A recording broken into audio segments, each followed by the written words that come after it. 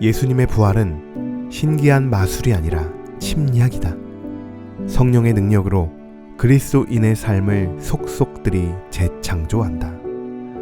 오늘의 아쉬운 말씀은 로마서 13장 12절의 말씀입니다. 그러므로 우리가 어둠의 일을 벗고 빛의 갑옷을 입자. 아멘. 어느덧 1월의 마지막 날이 되었습니다. 송구영신 예배를 드리며 2022년의 시작을 알리던 때가 엊그제 같은데 벌써 1월 31일이 되었습니다. 2022년을 시작하면서 여러분들이 결단하셨던 것들이 있었다면 어떤 것들이 있었나요? 저희 교회도 성도들과 함께 2022년의 드림 노트를 작성하면서 한 해 동안 소망하는 기도 제목들을 적어보았습니다. 저희뿐만이 아니라 누구나 새해를 시작하시면서 새로운 결단과 다짐을 하게 되는데요. 1월 한 달이 지난 지금도 그 마음이 변치 않으셨습니까? 작심 3일이 아니었기를 기대해 봅니다. 만약 그러셨더라도 오늘 말씀으로 다시 한번 결단하는 시간을 가지셨으면 좋겠습니다. 사단은 자꾸만 우리를 영적으로 가로막고 있습니다. 1월은 더욱 사단이 영적인 공격을 하는 시기이기도 한데요. 그만큼 우리가 하나님을 붙들고자 간구하기 때문입니다. 사랑하는 성도 여러분, 다시 한번 우리가 어둠의 일을 벗고 빛의 갑옷을 입기를 소망합니다. 짧은 시간이었지만 이번 한 달을 보내면서 중요한 것을 놓치진 않았을까요? 굳게 다짐했던 마음은 어느새 사라지고 다시 이전처럼 돌아가지는 않았을까요? 만약 그랬다면 다시 오늘 말씀으로 결단하는 시간이 되시길 바랍니다.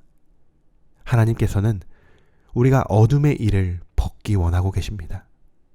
그것은 하나님을 가리기 때문입니다. 어둠은 빛을 대적하지만 결국 어둠은 빛을 이길 수 없는 것이 진리이죠.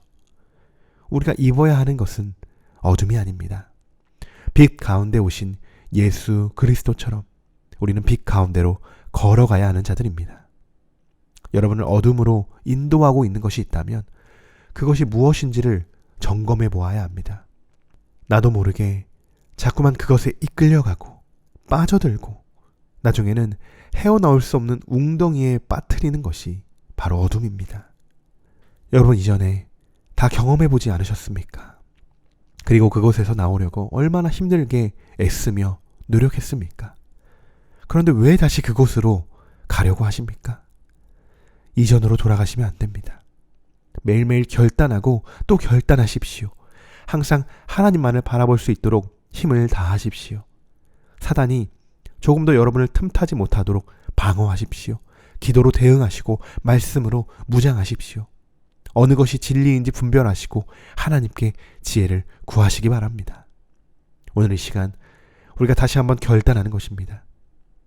오늘부터 설 연휴가 시작될 텐데 분주하고 여러분의 마음을 세상에 뺏기기보다 먼저 여러분의 신앙을 다시 점검하고 믿음을 굳게 다져보는 오늘 하루가 되기를 소망합니다. 오늘 하루도 빛 가운데 걸어가시는 여러분이 되시기를 주님의 이름으로 축원합니다. 기도하겠습니다. 그러므로 우리가 어둠의 일을 벗고 빛의 갑옷을 입자. 아멘. 다시 빛의 갑옷을 입기를 소망합니다.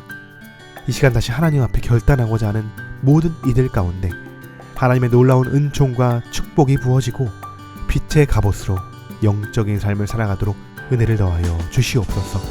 오늘도 하시오를 통하여 말씀을 묵상하게 하심에 감사드리며 지금도 우리와 함께 계시는 우리 주 예수 그리스도의 이름으로 기도드립니다. 아멘.